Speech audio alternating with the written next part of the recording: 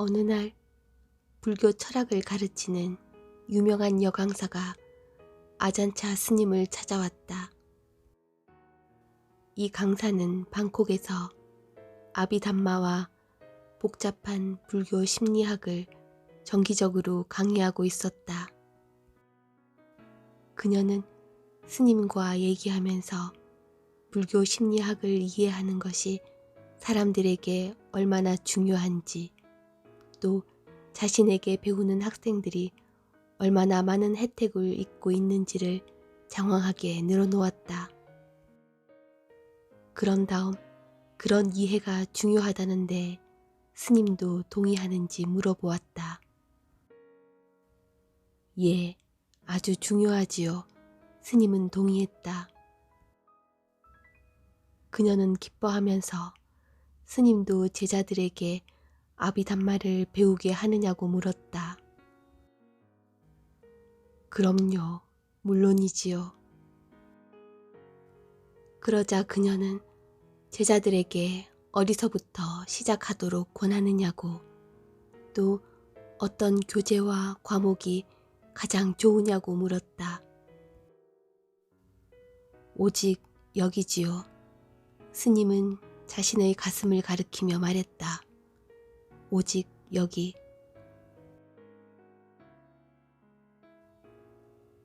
가르침을 공부하는 것과 수행에 적용하는 것이 어떻게 다른지를 얘기해보자.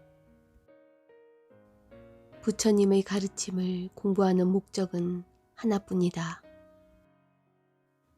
그것은 삶의 불만족스러움에서 벗어나는 길을 찾고 우리 자신과 모든 존재를 위해 행복과 평화를 이루는 것이다. 고통은 원인이 있어 생겨나며 머물 곳이 있어 존재한다. 이 과정을 이해해보자. 마음이 고요할 때는 자연스러운 상태에 있다. 마음이 움직이면 생각이 지어진다. 행복과 고통은 이런 마음의 움직임, 생각의 틀짓기의 한 부분이다. 가만히 있지 못하고 여기저기로 가고 싶은 욕망도 마찬가지다. 마음의 움직임을 이해하지 못하면 일어나는 생각을 쫓으며 그런 생각들에 지배당할 것이다. 그러므로 부처님께서는 마음의 움직임을 잘 지켜보라고 말씀하셨다. 마음이 움직이는 것을 잘 지켜보면 마음의 기본적인 특성을 알 수 있다. 마음은 끊임없이 변하며 만족하지 못하고 텅 비어 있다.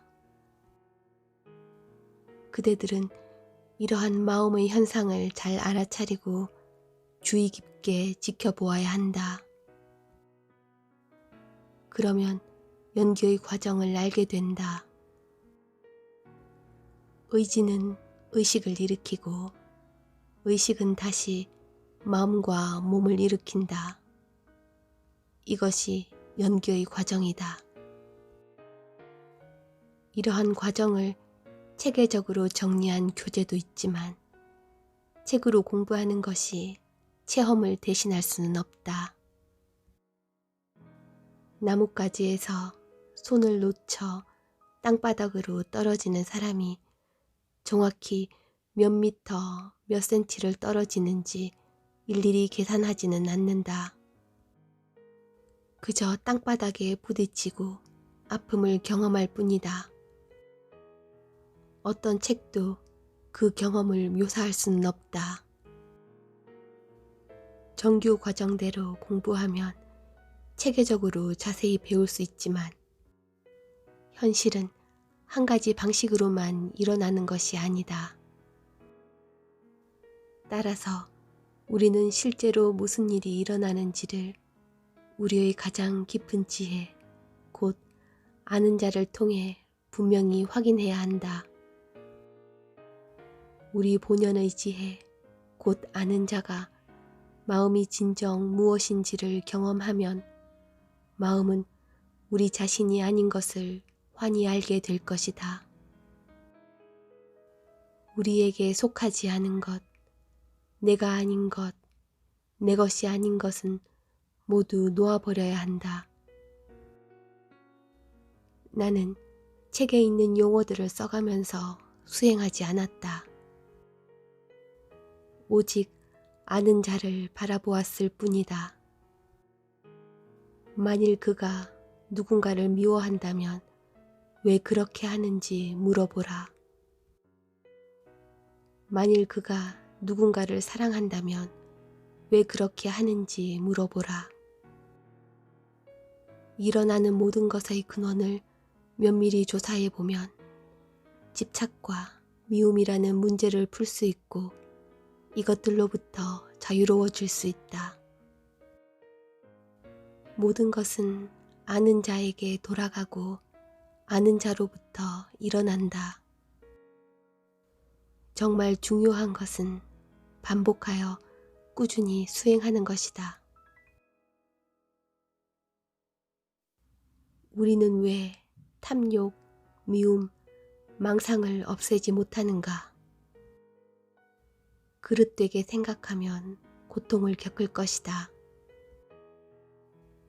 바르게 이해하면 고통을 끝낼 수 있다. 업의 작용, 원인과 결과의 작용을 알라. 즐거움에 집착하면 그 결과로서 고통이 일어난다. 맛있는 음식을 지나치게 먹으면 위에 장애가 생기고 장이 불편해진다. 어떤 사람은 물건을 훔치고서 좋아하지만 뒤에 경찰이 와서 그 사람을 붙잡아 간다.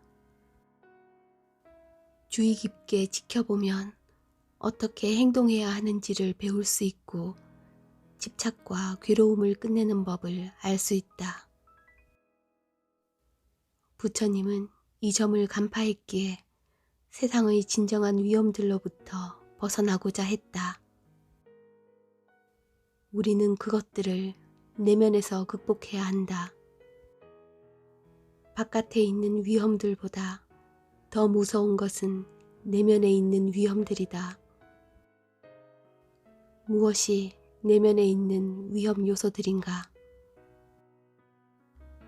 첫째는 몸이다. 몸은 질병과 아픔에 시달린다. 몸이 기대에 어긋날 때 우리는 슬퍼하고 탄식한다. 몸은 자연히 늙고 쇠약해진다는 것을 이해하지 못하면 괴로움을 겪게 된다. 우리는 다른 사람의 몸에 매력이나 혐오감을 느끼며 참된 평화를 빼앗긴다. 둘째는 느낌이다. 아픔과 즐거움이 일어날 때 우리는 그것들이 일시적이고 고통이며 우리 자신이 아님을 잊는다. 우리는 감정을 자신과 동일시하며 이런 그릇된 이해 때문에 고통을 받는다. 셋째는 기억과 지각이다. 인식하고 기억하는 것들을 자신과 동일시하면 탐욕과 미움, 망상이 일어난다. 그릇된 이해는 습관이 되고 잠재의식에 저장된다. 넷째는 의지 및 마음의 다른 요소들이다.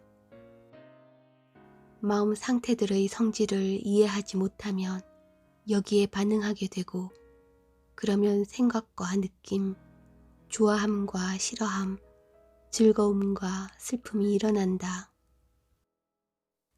우리는 그것들이 일시적이고 고통이며 우리 자신이 아님을 잊고서 그것들에 집착한다. 다섯째는 의식이다. 우리는 다른 집합체들을 알고 있는 의식에 집착한다.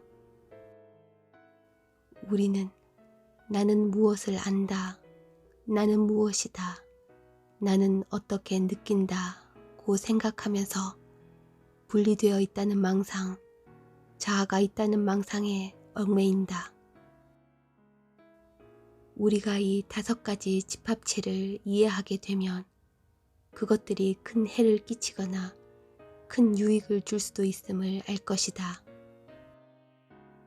그러나 그것들은 사라지지 않는다. 단지 그것들이 우리 자신이 아니라는 것을 알고 집착하지 않을 뿐이다. 누군가가 우리를 저주해도 우리에게 자아라는 느낌이 없으면 그 일은 그냥 내뱉어진 말과 함께 끝나고 우리는 고통을 겪지 않는다.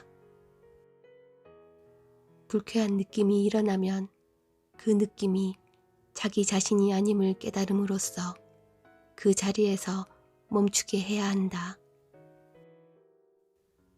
총구 앞에 서 있지 않으면 총에 맞지 않을 것이요. 받을 사람이 없으면 편지는 되돌아갈 것이다. 일어나는 일들에 얽매이지 않은 채 자비로운 마음으로 세상을 걷는 사람은 고요하고 평화롭다. 비할 수 없는 기쁨을 알게 될 것이다. 한번 시도해보지 않겠는가? 마음의 도둑들을 없애고 모든 것을 바로 잡을 수 있을 텐데.